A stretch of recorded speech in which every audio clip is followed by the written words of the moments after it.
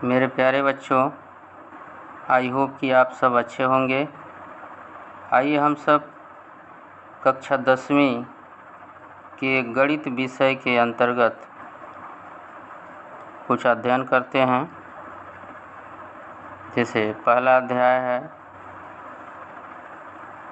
वास्तविक संख्याएं, जिसके अंतर्गत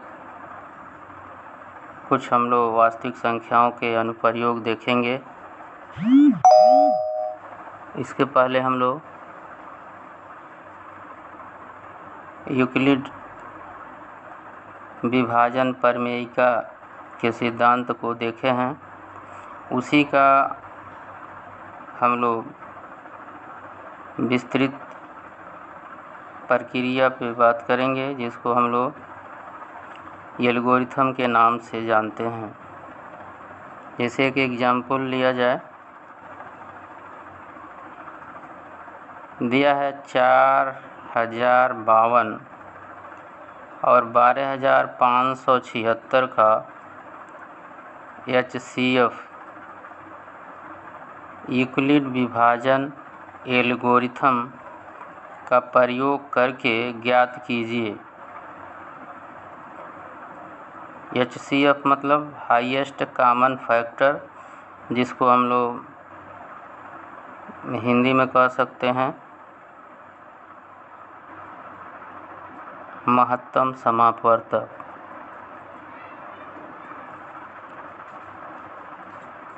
तो आइए हम लोग महत्तम समापवर्तक यानी HCF यूक्लिड विभाजन प्रमेयिका के आधार पे हम लोग इसका अध्ययन करते हैं। सबसे पहले हम लोग देखते हैं कि दी गई संख्याओं में सबसे बड़ी संख्या कौन है। तो सबसे बड़ी संख्या 12576 है और 4052 छोटी संख्या है। ये बड़े का चिन्ह है। 12576 ग्रेटर दैन 4052। तो हम 4052 और 12576 पर यूक्लिड प्रमेयिका का प्रयोग करते हैं। तो जो संख्या बड़ी है उसको हम लोग भाज्य मान लेते हैं, यानी डिवाइडेंड, और जो संख्या छोटी है उसको भाजक मान लेते हैं, यानी डिवाइज़र। और इसको विभाजन प्रक्रिया से भाग दिया जाता है। तो 12576 को अंदर लिखते हैं और 4052 को बाहर लिखते हैं। इस तरह से 4052 लगभग 3 बार जाने की उम्मीद है, तो 3 बार हम लोग भाग देते हैं, यानी 3 का पहाड़ा। 3 दूना 6, 3 पचे 15, 3 शून्य 0 और 1 और 3 चौको 12। तो इस तरह घटाने के बाद 420 शेषफल आता है और 3 भागफल आता है। तो यूक्लिड विभाजन प्रमेयिका के अनुसार इसको इस तरह लिखा जाएगा। भाज्य 12576 बराबर है 4052 गुणे 3 धन शेषफल 4020। अब हम लोग देखते हैं कि यहाँ शेषफल जो है शून्य नहीं आया है। तो अगर शेषफल शून्य नहीं आएगा तो ये प्रक्रिया जारी रहेगी, यानी जिस तरह से भाजक और भाज्य को लेकर के हम लोग भाग प्रक्रिया किए थे, उसी के अनुसार जो है फिर से प्रक्रिया किया जाएगा।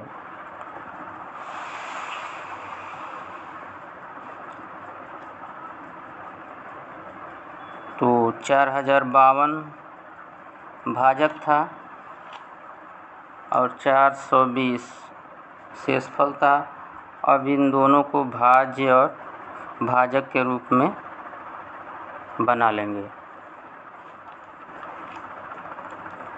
तो जो बड़ी संख्या है 4052 अब ये भाज्य हो जाएगी, डिवाइडेंड हो जाएगी, और 4020 ये जो है डिवाइजर यानी भाजक हो जाएगा। अब ये सेकेंड स्टेप मतलब फिर से वो प्रक्रिया दोहराई जाएगी। तो छोटी संख्या को भाजक यानी 420 बाहर रहेगा और 4052 अंदर भाज्य के रूप में रहेगा। तो इसको फिर से इस प्रक्रिया को हम लोग पूरा करेंगे। तो लगभग 9 बार भाग जाएगी। तो 9 शून्य शून्य 9 दूना 18 और 9 चौको 36 1 37। तो फिर घटाने के बाद हमको मिलेगा 272 शेषफल और 9 भागफल और 420 भाजक। तो फिर यूक्लिड डिवीज़न लेमा के अंतर्गत हम लोग लिखेंगे जो यूक्लिड विभाजन प्रमेयिका है उसके अनुसार फिर से हम लोग लिखेंगे। और यहाँ भी हम लोग देख रहे हैं कि शेषफल 272 है जो 0 नहीं है। तो इसलिए फिर से ये प्रक्रिया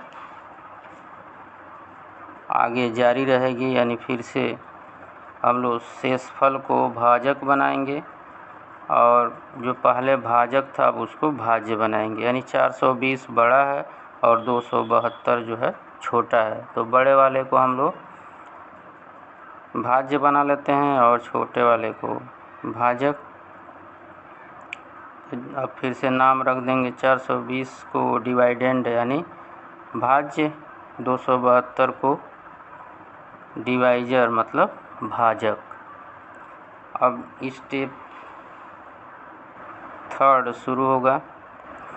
तो 272 को बाहर लिख देंगे और 420 को अंदर। तो लगभग 1 मरतबा भाग जाएगी।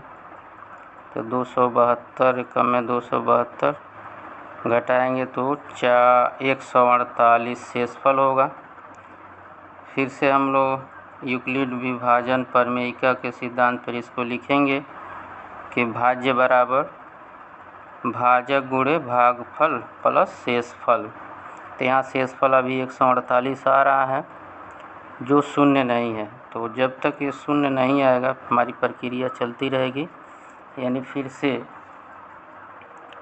प्रक्रिया आगे बढ़ाई जाएगी, यानी प्रक्रिया जारी रहेगा।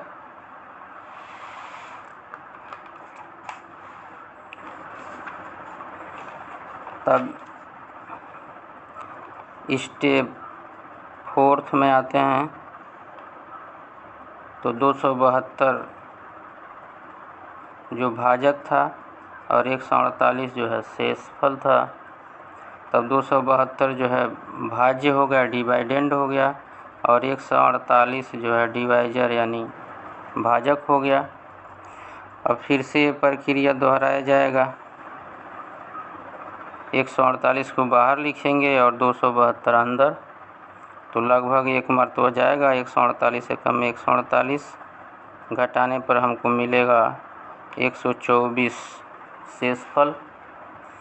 तो इस प्रकार हम दिखाएंगे कि शेषफल अभी भी 0 नहीं है।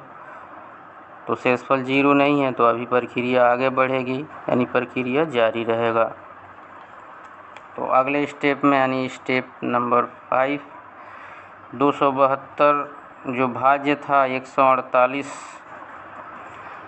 भाजक और 1 भागफल और 124 शेषफल। तो यूक्लिड विभाजन प्रमेयिका के अनुसार इसको लिखेंगे और यहाँ देखेंगे कि 148 बड़ा है और 124 छोटा है। तो 148 को भाज्य बना लेंगे यानी अंदर लिखेंगे और 124 को बाहर यानी भाजक बना लेंगे। इस प्रकार 1 मरतबा भाग जाएगा और शेषफल 24।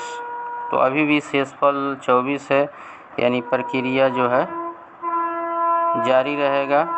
शेषफल शून्य नहीं आया है। ठीक है।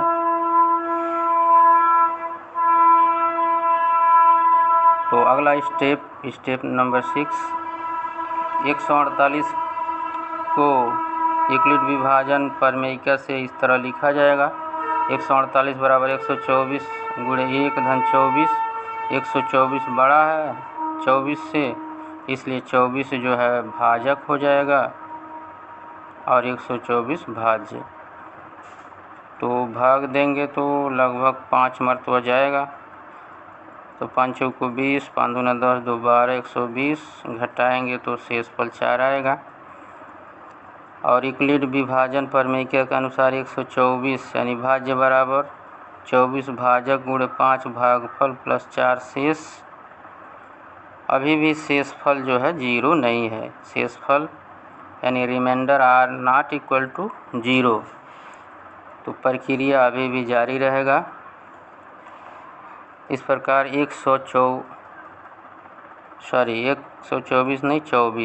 24 बड़ा है 4 से, तो 24 को हम लोग डिवाइडेंड यानी भाज्य, 4 को डिवाइजर यानी भाजक बना करके अगली प्रक्रिया हम लोग पूर्ण करेंगे। तो अगली प्रक्रिया जो स्टेप नंबर 7 पे रखा गया है, 4 भाजक है बाहर रहेगा, 24 जो है अंदर रहेगा। तो 4 छके 24 यानी पूर्ण रूप से 24 में 4 का भाग चला जा रहा है और शेषफल जो है 0 आ जा रहा है। तो यहाँ हम दिखाएंगे कि शेषफल यानी रिमाइंडर जो है 0 है। तो प्रक्रिया समाप्त हो गया, यानी इस दशा में प्रक्रिया जो है समाप्त, यानी यही इस प्रक्रिया को जो एल्गोरिथम के तहत चल रहा था अब इसको रोक दिया जाएगा, यानी यह प्रक्रिया कंप्लीट हो गया। आगे लिख सकते हैं इस प्रकार 12,576 और 4,052 का HCF हाईएस्ट कॉमन फैक्टर 4 हुआ। तो जो हमारा उद्देश्य था HCF निकालने का वो पूर्ण हो गया। इसको और भी तरीके से लिखा जा सकता है। इस प्रक्रिया का विस्तार रूप, जैसे HCF 24 और 4 का जो HCF होगा वही HCF 124 और 24 का होगा। फिर वही HCF 148 और 24 का होगा। फिर वही HCF बराबर होगा 272 और 148 का। फिर से 420 और 272 का जो HCF होगा वो भी इन सब के बराबर होगा। HCF 4,052 और 4,020 का भी बराबर होगा। HCF 12,576 और 4,052 का भी वही होगा, मतलब 4 ही होगा। तो इस प्रकार जितनी बार भाजक और भाज्य का हम लोग चुनाव किए हैं और प्रक्रिया पूर्ण किया गया है, तो किसी भी स्टेप पे हमेशा जो HCF प्राप्त होगा वो 4 ही प्राप्त होगा। ये तो एल्गोरिथम था, जब तक शेषफल 0 नहीं होगा तब तक ये चलता रहेगा और लास्ट में हमें HCF प्राप्त होगा। तो जब HCF प्राप्त हो जाएगा तब हम हर स्टेप पे यही HCF दिखा सकते हैं कि हर वो भाज्य और भाजक के लिए यही HCF यानी हाईएस्ट कॉमन फैक्टर यानी महत्तम समापवर्तक 4 ही होगा। तो इस प्रकार हम लोगों ने देखा कि किसी भी 2 या 2 से अधिक संख्याओं के लिए यूक्लिड विभाजन प्रमेयिका के सिद्धांत का पालन करते हुए जो एल्गोरिथम बनाया गया है उसके अंतर्गत हम लोग महत्तम समापवर्तक यानी HCF प्राप्त कर सकते हैं। तो इसका आप लोग अध्ययन कीजिए और जो भी समस्या है, जो भी सुझाव है उसको कमेंट में लिखिए, जिससे विद्यालय परिवार आप सभी का सहयोग कर सके। धन्यवाद।